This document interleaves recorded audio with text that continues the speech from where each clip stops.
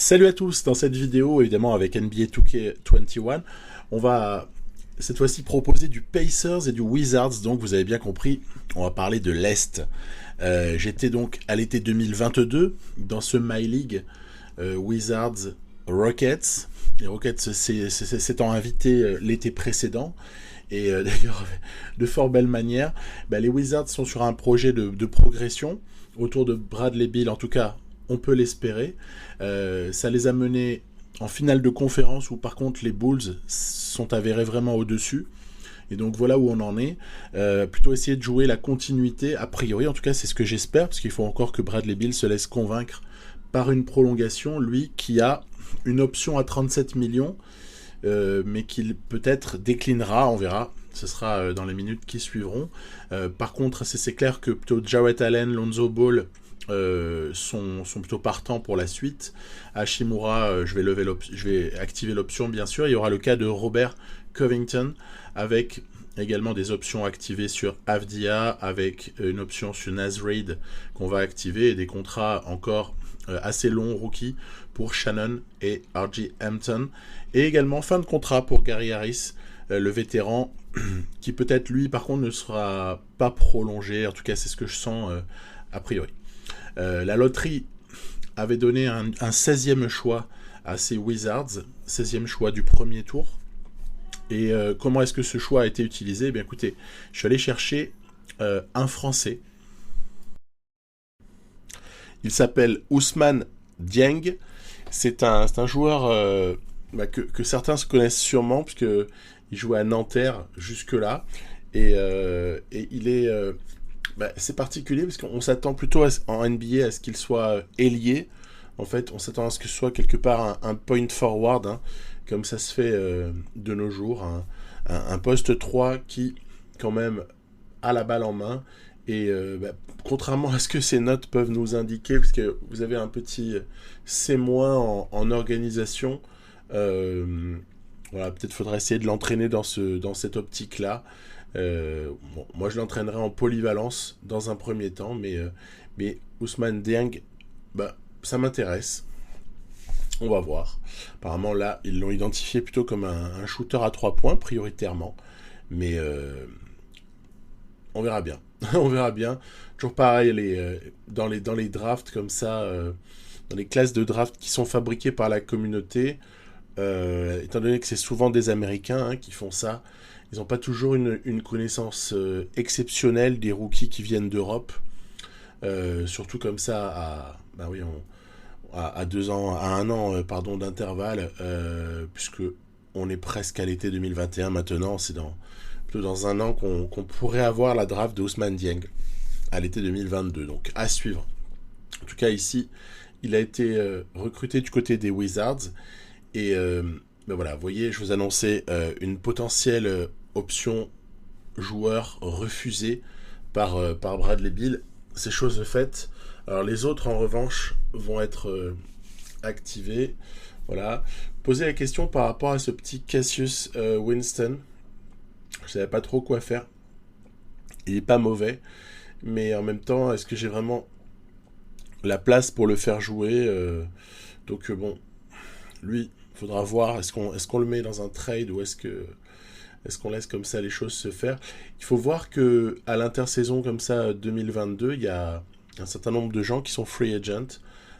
Donc moi par contre, je vais essayer de tout de suite offrir un très gros contrat à Bradley Beal pour essayer de profiter encore de ces belles années, parce qu'il a 29 ans. Et il y a quelque chose à faire encore avec Bradley Beal, je pense. Donc on va comme ça aller voilà, lui demander une petite ristourne, mais lui mettre 35 par an. Donc ça ferait un contrat global de 175 millions sur 5 ans. Donc voilà, je fais ça avec une petite clause de résiliation, sachant bien qu'à 34 ans, l'année à 35 millions, il la prend. Hein. Mais c'est pas grave, c'est parti du prix. Peut-être paye un peu moins au départ pour payer un peu plus longtemps. Voilà le truc. Et donc, qu'est-ce qui va se passer? Bradley Beal va accepter cette offre-là. Et puis, je vais aussi essayer d'aller prolonger Robert Covington. Donc, là, on est sur un joueur de 31 ans. On connaît tous le profil de Covington.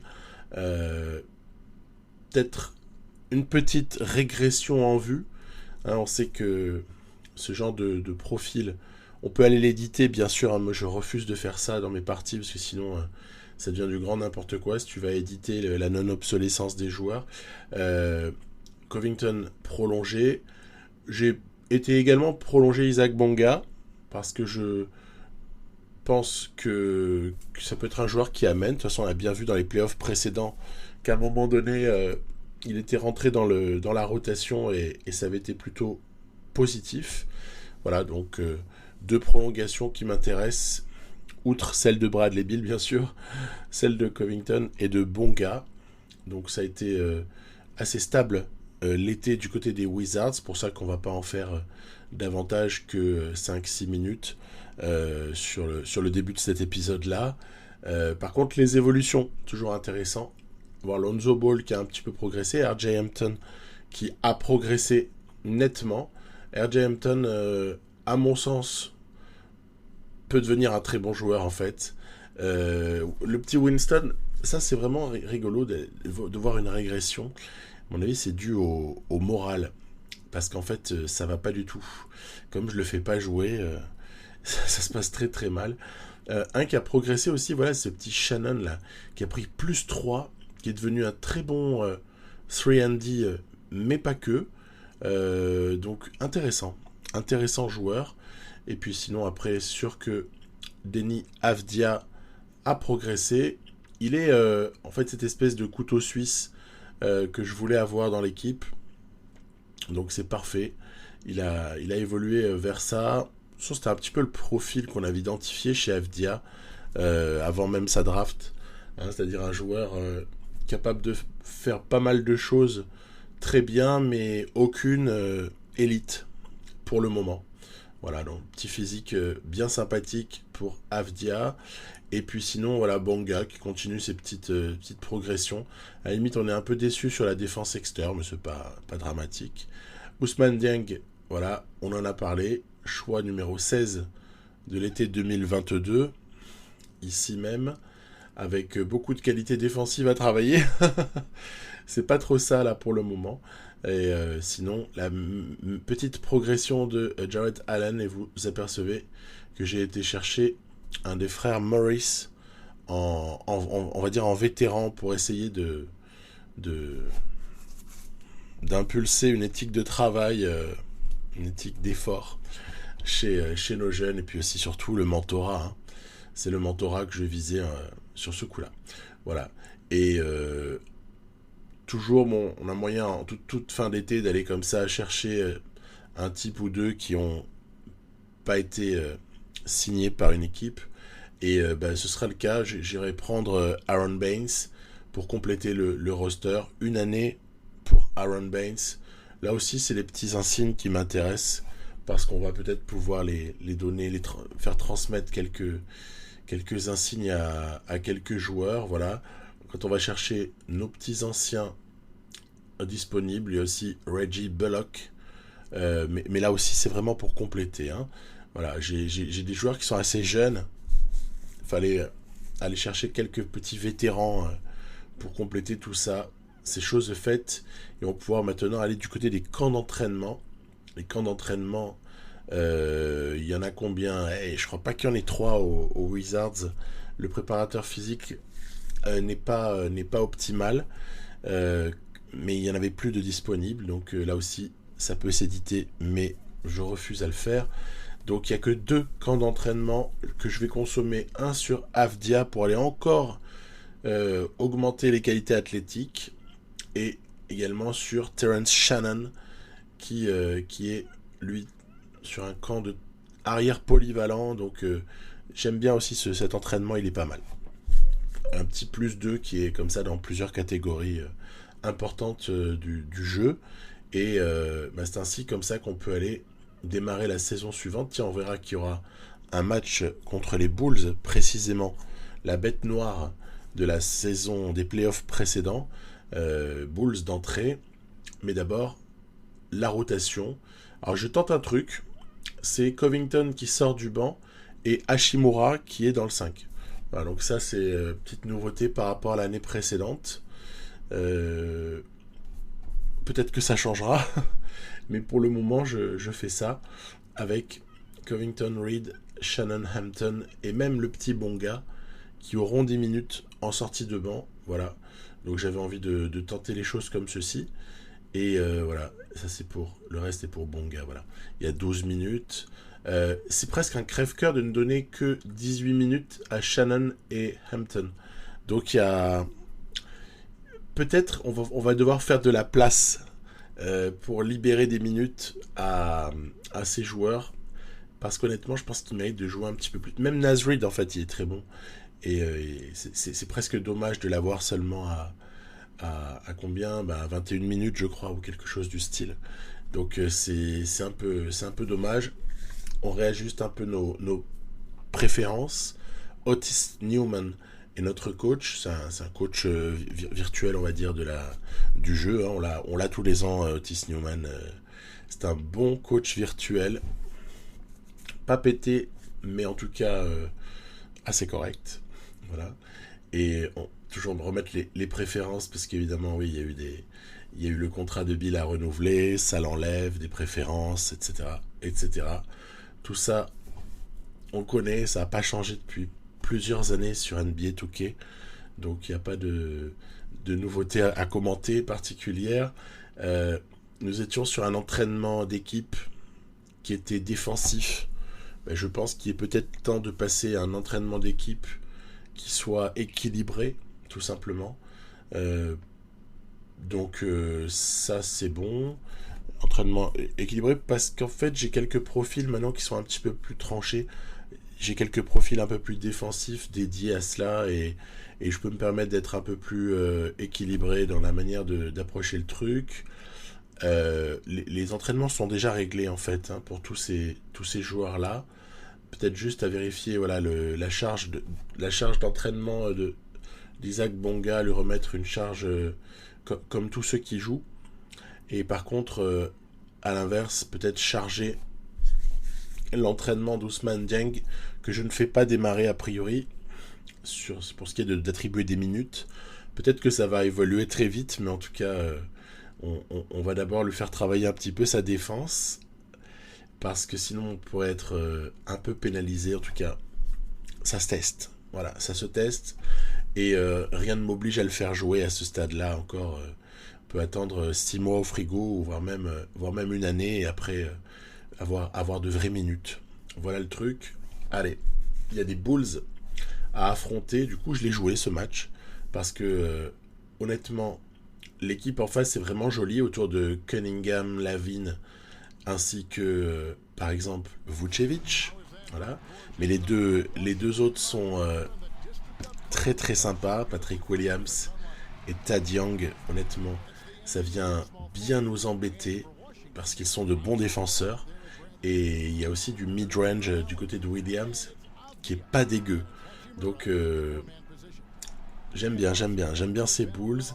Ils sont sympas à affronter, et puis quand même finalistes NBA là, donc ça se respecte. Faut voir un peu.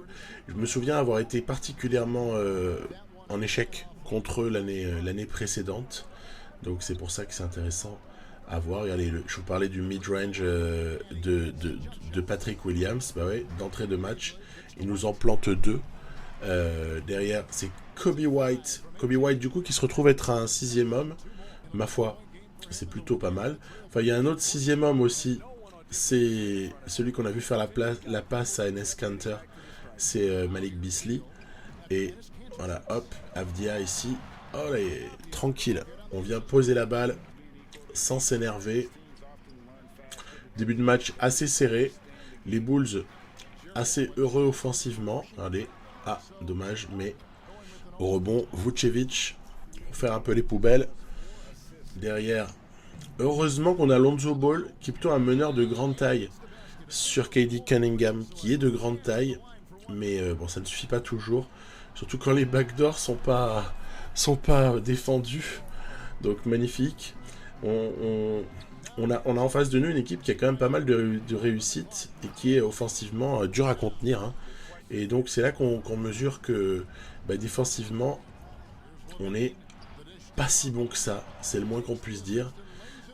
Face à une équipe comme ça, j'ai connu pas mal de difficultés. 40 à 33, vous voyez, à ce stade-là, alors qu'on est à la moitié du troisième quart. Hein. Encore la Malik Beasley qui se régale à mi-distance, plus 9 à ce moment-là. Je pense qu'il faut savoir s'incliner parfois, et là c'est le cas. Bon, 47-35 à la fin du troisième quart, 47 points en 3 quarts quand on joue en 4 fois 5 minutes, c'est absolument désespérant. Ici, heureusement, une petite saucisse envoyée par Cunningham. Et en fait, on aurait plutôt un quatrième quart à notre avantage, en tout cas déjà dès le début. C'est à notre avantage, il y a contre-attaque, interception, re-contre-attaque, là c'est RJ Hampton qui se permet le luxe de dunker de manière très spectaculaire. Et en fait, ça paraît fou, mais on va revenir. On va revenir à l'aide de nombreux stops défensifs et de contre-attaques. De toute façon, ça c'est la martingale du jeu. Hein.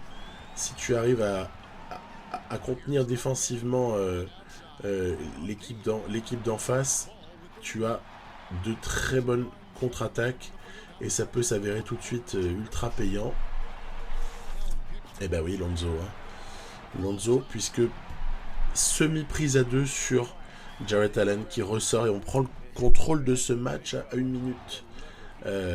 Zach LaVine a le ballon, défendu par Bradley Beal, ce qui n'est pas forcément phénoménal, mais le shoot à mi-distance pour le coup est raté et ça se terminera dans le fall game. Non, non, visiblement on n'est pas capable de terminer. J'ai quand même trouvé le moyen de rater un lancer franc avec Bradley Beal.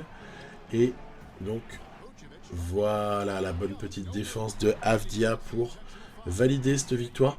Donc assez étonnant, mais quelque part un truc qu'on vit souvent, c'est faut pas lâcher en fait. Hein. Faut pas lâcher. On peut se faire complètement ouvrir la tête dans les 3 premiers quarts. Il n'est pas dit qu'à la fin, il n'y ait pas un moment où l'équipe en face ait moins de réussite, même si elle est très forte, et où on ne puisse pas finalement recoller. Voilà.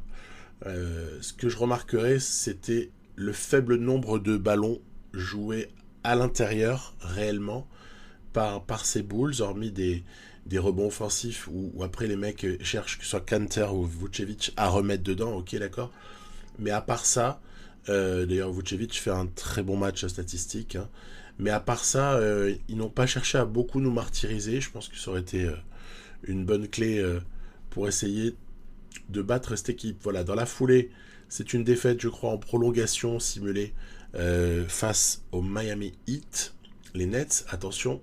Eh bien, écoutez, avant de jouer les Nets, on va se retrouver avec un premier coup dur dans la saison. C'est une grave blessure pour Robert Covington. Robert Covington, alors c'est embarrassant parce qu'encore une fois, je n'ai aucun joueur qui a le même profil que Covington dans l'absolu. Ce qui va du coup donner l'occasion de donner plus de minutes aux mecs que je vous citais tout à l'heure. C'est-à-dire que en fait, que ce soit Shannon, Hampton ou même Isaac Bonga, ils vont avoir plus de minutes. Donc, peut-être un mal pour un bien, finalement, voir quelle est la vie sans Robert Covington du côté de ces Wizards. Et moi, je crois beaucoup, en fait, en RJ Hampton. Donc, à partir de là, je suis pas si affecté que ça. Il y en a pour 4 à 6 semaines.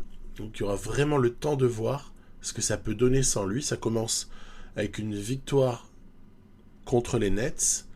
Les Nets sont toujours Harden, Durant et Irving. Le trio est encore là pour une année du côté des Nets. Les 3 ont encore une année de contrat. Ensuite, peut-être que ça éclatera, on verra. Et victoire également sur les Bucks. Victoire là aussi. Donc le début de saison n'est pas dégueulasse. On va s'arrêter là. On va s'arrêter là pour passer non loin de là, entre guillemets, vue de France en tout cas, à la deuxième partie de cette vidéo. C'est que deviennent pendant ce temps-là les Pacers que je vous ai présentés récemment en vidéo. Je vous ai montré que suite à 2 saisons un peu difficiles, surtout la deuxième, on avait décidé de changer les choses à l'été 2022 On avait notamment choisi, bon, par contre au niveau du staff, ça allait. Moi par exemple, j'ai pas viré Björkgren, alors qu'on sait il a été remercié il y a peu de temps, Nate Björkgren. Et puis sinon, bah, on avait eu cette draft un peu heureuse, ouais, parce qu'en fait, ça va, hein, B-, C, C+. On peut pas dire qu'on soit scandalisé par un coach comme ça n'empêche pas de gagner, surtout que l'assistant est bon en défense. Le recruteur est un peu médiocre, mais le préparateur physique n'est pas dégueulasse non plus. Donc, j'avais pas vraiment de raison de bouger de tout cela, en fait. Voilà. Nous, on a récupéré Paul George. Hein, on a laissé partir Domantas Sabonis, ce qui est un choix qui peut paraître complètement bizarre. Je le dis, hein. Mais en tout cas, voilà, j'ai fait ce choix-là. Puis il y avait eu la draft de Nate Björkgren également. On s'appuie sur Malcolm Brogdon, voilà, au poste 1. On sait qu'on a au cas où Ty Jerome comme backup potentiel, même si on espère ne pas l'utiliser trop, parce qu'il faut beaucoup de minutes à Brogdon, je pense. On a également, sur le poste 2, conservé Caris LeVert, même si quelqu'un comme Cassius Stanley peut nous intéresser et que j'aimerais trouver des minutes pour Aaron Holiday et Moses Moody. Donc, à voir là aussi comment ça peut se passer. Presque plus de mecs que de minutes à donner. Mais en tout cas, Caris LeVert doit avoir des clés. Je l'ai repositionné fin d'épisode précédent. Je l'avais repositionné comme deuxième porteur de balle quand donc Malcolm Brogdon n'est pas sur le terrain. C'est LeVert qui joue en 1. Je vous avoue que je m'étais un peu inspiré de ce que je voyais à Brooklyn avant qu'il ne parte. Il était un peu utilisé comme ça à Brooklyn, hein. Faut s'en souvenir. On avait aussi obtenu l'arrivée de Jonathan Isaac du côté de ces Pacers. Jonathan Isaac pour toutes ses qualités qu'on connaît. Je rappelle, le type, avant de se blesser gravement l'année dernière, IRL, c'était quand même le meilleur plus-minus défensif de la ligue. C'était une impression de pouvoir éteindre beaucoup de joueurs, un physique hors norme. Faut juste pas que ce physique soit en carton ou en cristal, voilà. Et puis c'est vrai que voilà, il y avait ce trade, hein, vous voyez, donc je vous le remontre, où en envoyant Warren, Sabonis, Lamb, et notamment aussi un premier tour 2024 en loterie protected, eh ben on avait récupéré comme ça Isaac George, entre autres, puisque les Clippers avaient complètement explosé et que le Magic avait d'autres options potentielles sur les postes 3 et 4, et Isaac était totalement démoralisé. Voilà, après on avait drafté Chet Holmgren, je l'évoquais juste avant. Chet Holmgren, quelqu'un qu'on annonce draft 2022 comme un véritable phénomène. C'est juste incroyable. Le type pourrait être une dinguerie. Donc là aussi, c'est plutôt chanceux d'avoir réussi à le choper. Surtout que je l'ai pris en 4e choix. Et ça veut dire qu'il n'avait pas été pris avant. Donc j'étais assez surpris. Et moi donc j'ai fait ce choix de garder Miles Turner malgré des performances au rebond qui étaient calamiteuses sur les 2 années précédentes. Une progression assez faible. On le fait bosser le rebond. On lui fait bosser le rebond. On l'a boosté en camp. Je vous l'avais montré. Et du coup, on peut mieux apprécier les autres qualités. Vous voyez, je suis déjà monté à C en rebond quand même, hein. Mine de rien, ça commencerait à être pas mal. Il suffirait d'arriver à B et déjà on serait sur quelque chose de pas dégueu. Bitadze, Saric, il faudra voir de quelle façon est-ce que ces deux-là interviennent aussi. J'ai globalement un peu trop de joueurs qui peuvent jouer par rapport au nombre de minutes à leur attribuer. C'est un peu le problème de cette équipe. Mais encore une fois, ça vient juste d'être repris en main. Donc il y aura encore des choix à faire, il y aura encore peut-être quelques trades qui interviendront. Voilà, c'est loin d'être fini l'histoire en fait. C'est loin d'être fini.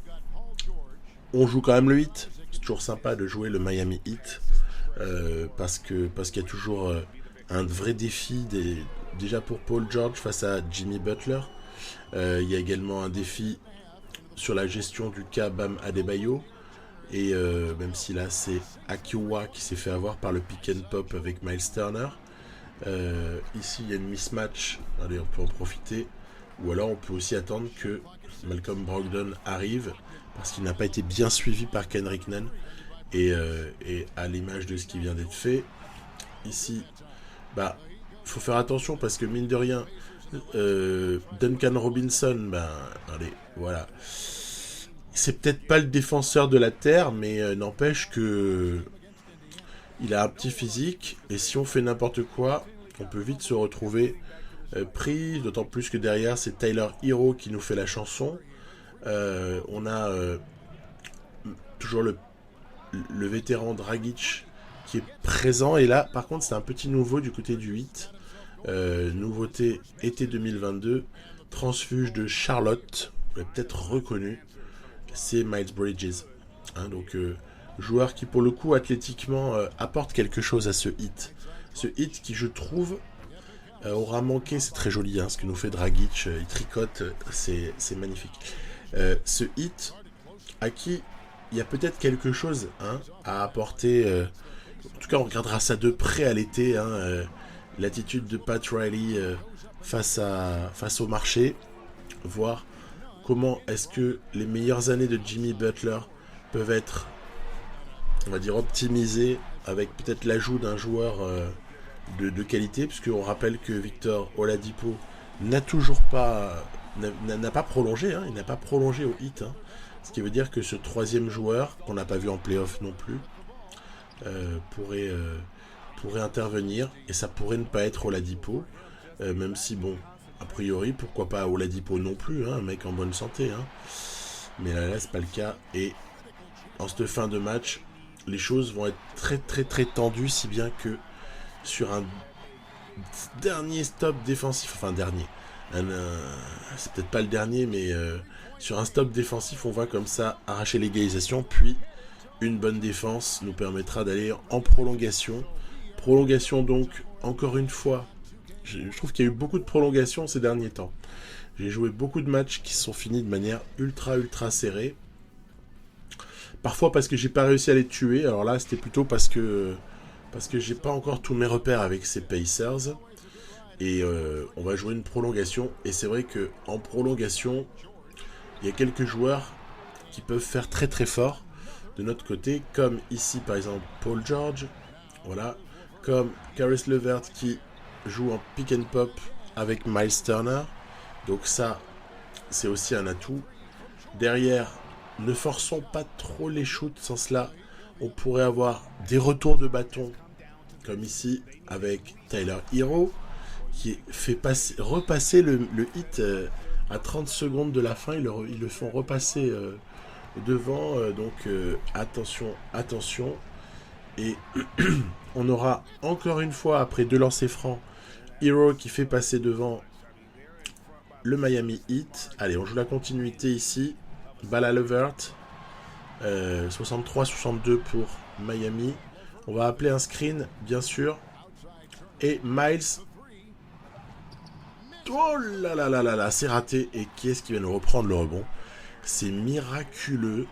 C'est Caris LeVert qui, sur ce shoot qui a failli rentrer de Miles Turner, nous offre la victoire, tout simplement, avec un joli rebond offensif. C'est pas rare, je trouve, que Caris LeVert prenne un rebond offensif, là, dans le jeu. Donc, on a shooté quand même de manière moyennasse à 7 sur 21 à 3 points. Mais derrière, on s'en sort comme ça sur un exploit de LeVert qui fait un peu plaisir, parce que j'aime bien ce joueur. Dans la raquette, on n'aura pas su les contrer. Vous voyez, en termes de dissuasion, on a été un peu moyen. À l'arrivée, il y a quand même gros match pour les membres du 5. Et alors, par contre, c'est un peu le désert à côté, avec aussi peu d'options de shoot pour les gens sortis du banc. En face, carton de Hero qui n'aura pas suffi donc. 147, 145, 129, 110 pour une simulation ensuite face aux Celtics. Défaite un peu surprenante contre les Pistons, mais attention, ça grandit au niveau du talent, les Pistons. Donc ça fait 2 ans là qu'ils sont en reconstruction. Ils ont quelques types talentueux qui commencent à pointer le bout de leur nez. 127-121 avec un gros Paul George pour taper les Nets, décidément. Les Nets, il y a tout le monde qui leur passe dessus. Qu'est-ce qui se passe? Puis ensuite, ce sont les Cavs. Et j'ai eu envie, pour une fois, de montrer d'autres équipes que celles que je montre d'habitude. Montrer les Cavs de Darius Garland. Alors là, c'est Dylan Windler. Pourquoi? Parce que tout simplement, Colin Sexton était temporairement blessé. Donc Windler a intégré le 5 majeur. Isaac Okoro, on n'est pas surpris. Kevin Love n'est toujours pas parti. Il n'a toujours pas été tradé. Et puis Thomas Bryant, c'est rigolo puisque c'est un peu en lien avec les Wizards qu'il y avait aussi dans la vidéo. Ça, c'est un résultat d'un trade qu'on avait monté à l'époque. Donc, résumé bref, ici, ce petit Collins là, je l'ai trouvé bon, et je crois que c'était un des tout meilleurs choix de l'année d'avant ou de l'été 2021. Je vous avoue, là, je suis un peu sec à ce stade-là. En fait, tout va se jouer sur ce shoot, voilà, exactement. Tout va se jouer sur ce shoot où Paul George nous arrache la prolongation, en fait. Donc, sur un match que moi j'imaginais simple, je pensais pouvoir dérouler mes systèmes, en fait, pour être franc. J'ai rien déroulé du tout, j'ai joué comme j'ai pu, et honnêtement, ça a été la bataille. Après, c'est toujours le même syndrome, avec Pro City Manager qui est sorti, le nouveau. J'ai été plus absorbé par ça, j'ai moins eu le temps de jouer des matchs à NBA 2K, et dès qu'on joue moins de matchs, on a moins d'idées, et on est moins bon, et on revient sur des trucs plus basiques du jeu. Moi j'ai remarqué, 3 jours sans jouer, déjà la qualité, hop, elle baisse. 5 ou 6 jours sans jouer, la qualité, elle chute. Et donc, voilà, il va être temps de s'y remettre un peu, mais ça va être le cas. On va s'y remettre calmement. Toujours est-il qu'en cette fin de match, voilà, les Pacers, dont par exemple les énormes qualités athlétiques d'Isaac font la diff, que ce soit en défense, que ce soit même sur quelques contre-attaques, comme ce qu'on vient de voir à l'instant. Et donc, ça fait plutôt plaisir d'arracher comme ça les choses, mais vraiment, vraiment au forceps sur les qualités athlétiques de John Isaac, qui a... Autant il avait subi, j'avais trouvé un excellent Kevin Love sur l'ensemble du match, autant dans la prolongation, Love s'est fait dépoutrailler par Isaac, et c'était presque devenu inespéré. 56 points de George en extrapolé. On dit ça, on dit rien. Ça aurait été quand même énorme carton pour PG-13 sur ce match-là. Et ça me donne des envies. Ça me donne des envies de modification en fait de la rotation. Parce que je trouve qu'il y a des choses qui vont pas, notamment en rapport avec McDermott et Dario Saric. Je trouve que j'ai trop de... Allez, je vais être méchant. J'ai trop de grands tout mous dans ce roster. Et du coup, ça me donne envie de donner leur chance à Moses Moody, à même Aaron Holiday, laisser par contre Cassius Stanley, bien sûr, et temporairement sortir Saric et McDermott de cette rotation, alors que je les adore, mais parce que je trouve qu'il y a quelque chose qui fonctionne pas, en fait. Il y a quelque chose qui me paraît ne pas aller dans cette équipe. En tout cas, manette en main, c'est assez manifeste. Même pour Ty Jerome, c'est dommage. Je vous dis, en fait, j'ai trop de joueurs qui peuvent jouer. Il va falloir activer un ou deux trades sur ce cas-là. Surtout que Holmgren devra avoir des minutes. Il faut absolument libérer du temps de jeu. Donc, petit chantier à venir aux Pacers pour retransformer encore un petit peu les choses. Tout cela a été aussi avec une petite défaite contre les Sixers. Après, Orlando, c'est plutôt facile à jouer puisque Orlando et les pauvres, ils sont un peu à la ramasse. Donc, c'est pas vraiment eux qui vont nous tuer en la circonstance. Mais, vous voyez, 6-2, on est pas mal, j'avoue, mais c'est que le début, ça veut rien dire. Ça veut rien dire du tout. Par contre, Il va falloir, encore une fois, voir comment les absences de Covington d'un côté, les problèmes de gestion de minutes de l'autre, permettent à ces deux équipes, Pacers, Wizards, d'essayer de se comporter sur la durée de la meilleure manière qui soit dans cette conférence Est où les Knicks, Celtics, Pistons, pourquoi pas. Moi, je parlerai plus des Hawks, des Bucks. Je parlerai également des Sixers, bien sûr. Peut-être des Nets, à voir. On n'a pas encore vu émerger les tout meilleurs sur cette conférence Est. Pour le moment, bye bye.